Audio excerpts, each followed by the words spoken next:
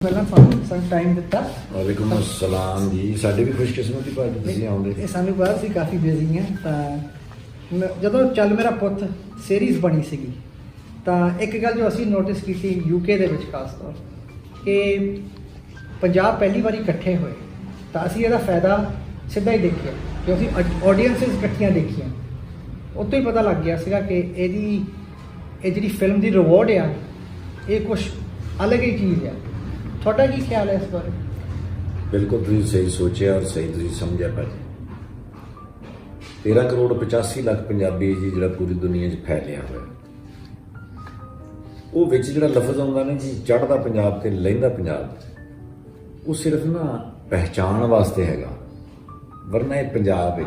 ਹਾਂਜੀ ਬਿਲਕੁਲ। ਬੜੇ ਅਰਸੇ ਤੋਂ ਸਾਨੂੰ ਇਹ ਮਸਲਾ ਸੀ ਵੀ ਅਸੀਂ ਸਾਡੇ ਭੈਣ ਭਰਾ ਹੈਗੇ ਨੇ ਉੱਧਰ, ਸਾਡੇ ਨਾਨੇ ਦਾਦੇ ਚਾਚੇ ਫੁੱਫੀਆਂ ਸਾਰੀਆਂ ਉਹਨਾਂ ਦੀਆਂ ਇੱਧਰ ਨੇ, ਉਹਦੇ ਵਾਸਤੇ ਕੀ ਐਸਾ ਰਾਹ ਕੱਢੀਏ ਕਿ ਸਿਆਸੀ ਲੋਕਾਂ ਤੋਂ ਥੋੜ੍ਹਾ ਜਿਹਾ ਬਚ ਕੇ ਚੱਲੀਏ। ਉਹ ਫਿਰ ਇੱਕ ਫਿਲਮ ਹੀ ਸੀ ਜੀ, ਉਹ ਕਲਾਕਾਰ ਹੀ ਮੈਨੂੰ ਲੱਗਦਾ ਸੀ ਵੀ ਇਹਨਾਂ ਨੂੰ ਜੋੜ ਸਕਦੇ ਆਪਸ 'ਚ। ਉਧਰੋਂ ਕਾਰਜ ਗਿੱਲ ਸਾਹਿਬ ਨੇ, ਟਾਟਾ ਬੈਨੀਪਾਲ ਸਾਹਿਬ ਨੇ, ਆਪਣਾ ਜੰਜੋਤ ਵਿਰਾਸਤ ਸਾਹਿਬ ਸਨ, ਇਹਨਾਂ ਸਾਰਿਆਂ ਨੇ ਰਲ ਕੇ ਤੇ ਇੱਕ ਪਿਆਰ ਦਾ ਪੁੱਲ ਬਣਾਇਆ ਜੀ। ਯੂਕੇ ਦੇ ਵਿੱਚ ਇਕੱਠੇ ਹੋਏ, ਉੱਥੇ ਕਨਸੈਪਟ ਡਿਜ਼ਾਈਨ ਹੋਇਆ ਔਰ ਇਹ ਫਿਲਮ ਬਣੀ ਜੀ ਪੂਰੀ ਮੁਹੱਬਤ ਔਰ ਖਲੂਸ ਦੇ ਨਾਲ।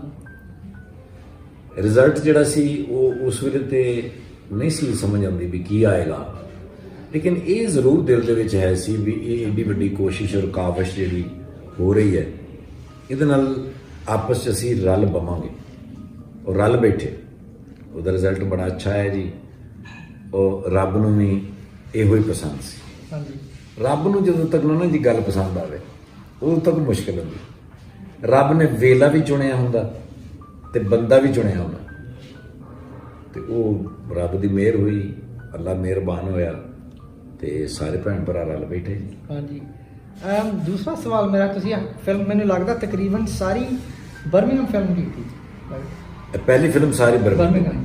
ਤਾਂ ਯੂਕੇ ਵੱਲੋਂ ਕੋਈ ਕੰਟਰੀਬਿਊਸ਼ਨ ਆਈ ਇਸ ਫਿਲਮ ਲਈ ਜਾਂ ਸਾਰਾ ਹੀ ਖਰਚਾ ਇਹਦਾ ਪ੍ਰੋਡਿਊਸਰ ਦਾ?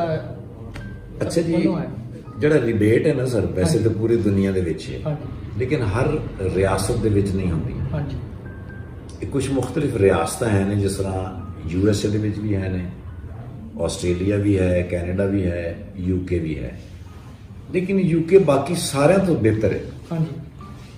ਲੋਕੇਸ਼ਨਾਂ, ਸਿਕਿਉਰਿਟੀ ਔਰ ਰਿਬੇਟ, ਉਹਦੇ ਵਿੱਚ ਯੂਕੇ ਜ਼ਿਆਦਾ ਸਾਥ ਦਿੰਦਾ ਜੀ, ਔਰ ਉਹਨਾਂ ਨੇ ਦਿੱਤਾ ਜੀ। ਗਵਰਨਮੈਂਟ ਨੇ ਬਹੁਤ ਹੌਸਲਾ ਅਫਜ਼ਾਈ ਕੀਤੀ, ਗਵਰਨਮੈਂਟ ਨੇ ਸਾਨੂੰ ਟੈਕਸ ਮਾਫ ਕੀਤਾ, ਲੋਕੇਸ਼ਨਾਂ ਦਿੱਤੀਆਂ ਔਰ ਸਿਕਿਉਰਿਟੀ ਦਿੱਤੀ। ਹਾਂਜੀ। ਤੇ ਇਹ ਯੂਕੇ ਦਾ ਜਿੱਦਾਂ ਉਹਨਾਂ ਦੀ ਡਿਸੀਜਨ ਸੀਗੀ ਕਿ ਬਰਮਿੰਘਮ ਜਾਣਾ ਜਾਂ ਲੰਡਨ ਕਿਉਂ ਨਹੀਂ ਕੀਤਾ ਜਾਂ ਇਕੱਲਾ? ਨਹੀਂ ਸਰ, ਸਾਡੀ ਫਿਲਮ ਦੀ ਲੋਕੇਸ਼ਨ ਜਿਹੜੀ ਸਾਨੂੰ ਜੋ ਸੂਟ ਕਰਦਾ ਉਹ ਬਰਮਿੰਘਮ ਸੀ, ਉਹ ਬਰਮਿੰਘਮ ਜੀ, ਬਰਮਿੰਘਮ ਸੀ ਸਾਨੂੰ ਸੂਟ ਕਰਦਾ। ਹਾਂਜੀ। ਸੋ ਜਿਹੜੀ ਅੱਗੇ ਆਉਣ ਵਾਲੀਆਂ ਫਿਲਮਸ ਜਿਹੜੀ ਤੁਸੀਂ ਕਰਦੇ ਆ ਜਾਂ ਤੁਸੀਂ ਸੋਚਦੇ ਆ ਦੋ ਪੰਜਾਬਾਂ ਨੂੰ ਇਕੱਠੇ ਕਰਨਾ ਤਾਂ ਇਸ ਤਰ੍ਹਾਂ ਦਾ ਕੰਮ ਕਰਨਾ, ਇਸ ਤਰ੍ਹਾਂ ਦੇ ਫਿਊਚਰ ਪ੍ਰੋਜੈਕਟਸ ਕੋਈ ਪਾਈਪਲਾਈਨ ਦੇ ਵਿੱਚ ਹੈ? ਉਹ ਸਰ ਹੁਣ ਤੇ ਪਾਇਪ ਹੀ ਪਾਟਣਾ ਦਾ ਹੋ ਗਿਆ। ਇੰਨੇ ਪ੍ਰੋਜੈਕਟ ਨੇ ਸਾਰੇ ਇਕੱਠੇ ਹੈਗੇ ਨੇ ਸਰ। ਹੁਣ ਵੀ ਪ੍ਰੋਜੈਕਟ ਯੂਕੇ ਦੇ ਵਿੱਚ ਚੱਲ ਰਹੇ ਨੇ। ਮੈਂ ਬਸ 10 ਦਿਨ ਵਾਸਤੇ ਆਉਣਾ ਜੀ ਇੱਥੇ। ਮੇਰਾ ਇੱਕ ਪ੍ਰੋਗਰਾਮ ਚੱਲਦਾ ਮਜ਼ਾਕ ਰਾਤ ਦੁਨੀਆ ਨਿਊਜ਼ ਤੋਂ, ਉਹਦੀ ਰਿਕਾਰਡਿੰਗ ਕਰਦਾ ਜੀ ਔਰ ਫਿਰ ਮੈਂ ਵਾਪਸ ਜਾਣਾ ਜੀ। ਉੱਥੇ ਜਿਹੜਾ ਪ੍ਰੋਜੈਕਟ ਚੱਲ ਰਿਹਾ ਹੁੰਦਾ ਉਹਨੂੰ ਫਿਰ ਮੈਂ ਸ਼ਾਮਲ ਹੋ ਜਾਣਾ। ਉੱਥੇ ਤਕਰੀਬਨ ਕੋਈ 3-4 ਪ੍ਰੋਡਕਸ਼ਨ ਹੁਣ ਵੀ ਹੋ ਰਹੀਆਂ ਨੇ ਤੇ ਉਹ ਬਸ ਵਕਫੇ ਨਾਲ ਜੁੜੇ ਰਹਿੰਦੇ ਆ ਸਰ। ਹਾਂਜੀ। ਬੜੇ ਪਾਈਪ ਤਾਂ ਟੁੱਟੀ ਗਿਆ, ਪੈਪ ਤੇ ਪਾਟ ਗਿਆ ਭਾਜੀ। ਹਾਂਜੀ, ਹੁਣ ਕਿਹੜਾ ਪੈਪ ਰਹਿ ਗਿਆ ਵਿੱਚ।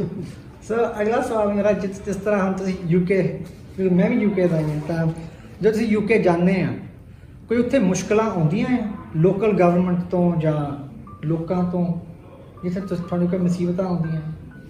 ਨਹੀਂ ਸਰ, ਕਿਧਰੇ ਵੀ ਨਹੀਂ ਆਉਂਦੀਆਂ। ਉਹ ਤੇ 에ਅਰਪੋਰਟ ਤੋਂ ਇਮੀਗ੍ਰੇਸ਼ਨ ਵਾਲੇ ਜਿਹੜੇ ਬੈਠੇ ਹੁੰਦੇ ਉਹਨਾਂ ਨੂੰ ਸਿਰਫ ਇਹੀ ਦੱਸੀਏ ਨਾ ਕਿ I am actor from Pakistan. Wow good, you looks like.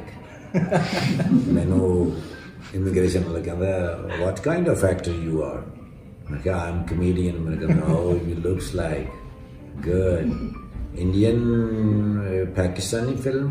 ਮੈਂ ਕਿਹਾ no, Punjabi film. Yes Punjab, I know Punjab is good. ਜ਼ਰਾ ਜੀ ਕੋਈ ਮੁਸ਼ਕਿਲ ਨਹੀਂ ਆਉਂਦੀ ਸਰ।